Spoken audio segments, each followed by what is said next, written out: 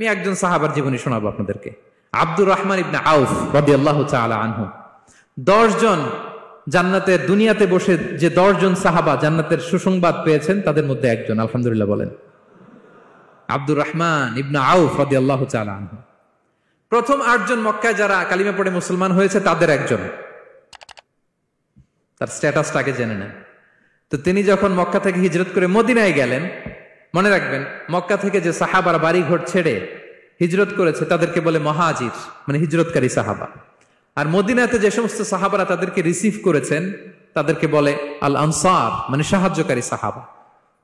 তো যারাই হিজরত করে মক্কা থেকে মদিনায় যেত, বিষ্ণু ইসা ইসলাম মদিনার কোন সাহাবীর সাথে তার ভাই পাতিয়ে দিতেন, আল মুআখাত, ব্রাদারহুড করে দিতেন, দায়িত্ব দিতেন যে তুমি এই সাহাবীকে দেখবে।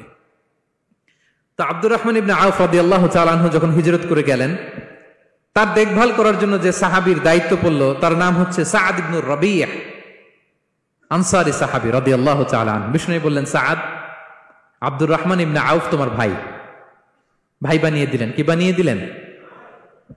তুমি তাকে টেক কেয়ার করবে, সে হবে তোমার মেহমান। সুবহানাল্লাহ। সাআদ ইবনে রাবীহ রাদিয়াল্লাহু তাআলা আনহু তিনি আব্দুর রহমান ইবনে আউফকে ডেকে নিয়ে গেলেন, ঘরে নিয়ে গেলেন মেহমানকে, এবং বললেন, ইয়া সাআদ ইন্নী আকসারুল আনসারি মালান। হে সাআদ, তুমি চিন্তা করো না, তুমি মনে করো না যে তোমার ভরণ পোষণ দিতে আমার কষ্ট হবে। আমি মদিনার সবচাইতে বড় বিজনেস ম্যাগনেট, সবচাইতে বড় বিজনেস ম্যাগনেট আমি। No tension, don't worry about it. Tension নিও না, আসো, তোমার জন্য আমার কি প্রপোজাল শোনো। ফাআকসিমু লাকা নিসফা মালি, আমার যত সম্পদ আছে আমি অর্ধেক তোমার দিয়ে দিব। সুবহানাল্লাহ। এত আসতে আপনার বাড়িতে কেউ মেহমান হলে করতে পারবেন এরকম? আল্লাহ, কেমন প্রেরণার বাতিঘর তারা। ফাআকসিমু নিসফা মালি, হে আব্দুর রহমান ইবনে আউফ, আমার অর্ধেক সম্পদ তোমারে দিয়ে দিব। এখানেই শেষ না, এরপর বলতে লাগলেন, আমার অনেকগুলো স্ত্রী আছে, তুমি কোথায় যে মেয়ে খুঁজবা, প্রস্তাব দিবা, এত ঝামেলার দরকার নাই। আমার কোন স্ত্রীকে তোমার ভালো লাগে বলো, তার যদি তোমাকে ভালো লাগে তাহলে প্রয়োজনে তাকে আমি ডিভোর্স দিয়ে দিব, তাকে নিয়ে তুমি সুখের সংসার করবা।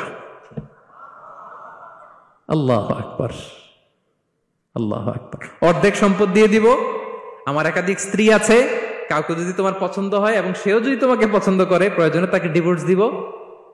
New life, new career, just go on. আমরা এই সুযোগ পেলে কি করতাম? সাথে সাথে অর্ধেক সম্পদ নিয়ে নিতাম, ঠিক কিনা?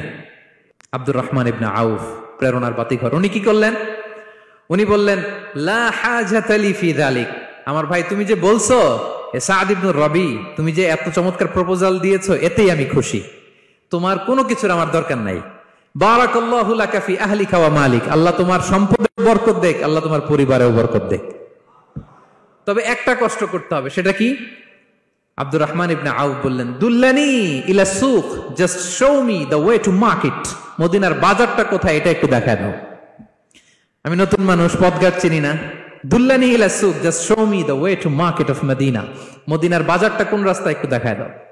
আল্লাহু আকবার। সাআদ ইবনে রাবী বললেন, এই তো মদিনার বাজার। উনি যে কিছু ঘি কিনলেন, পনির কিনলেন, কিনে বিক্রি করলেন, প্রফিট করলেন। ওই প্রফিট দিয়ে আরো বেশি করে কিনলেন, আবার বিক্রি করলেন, প্রফিট, আবার বিক্রি করলেন, প্রফিট। এই কেনা বেচা করতে করতে 1-2 মাসের মধ্যে উনি মদিনার one of the biggest business magnate হয়ে গেলেন। আল্লাহু আকবার। কি হাড় ভাঙ্গা পরিশ্রমই না তারা করেছেন।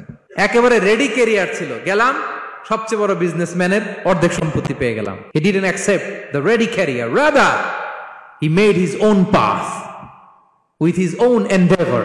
নিজের চেষ্টায়, নিজের পরিশ্রমে, নিজের ঘাম ঝরিয়ে নিজের ক্যারিয়ার তৈরি করেছেন। চিল্লায় বলেন ঠিক কিনা? This is the biography of Abdul Rahman ibn Auf radiyallahu ta'ala anhu.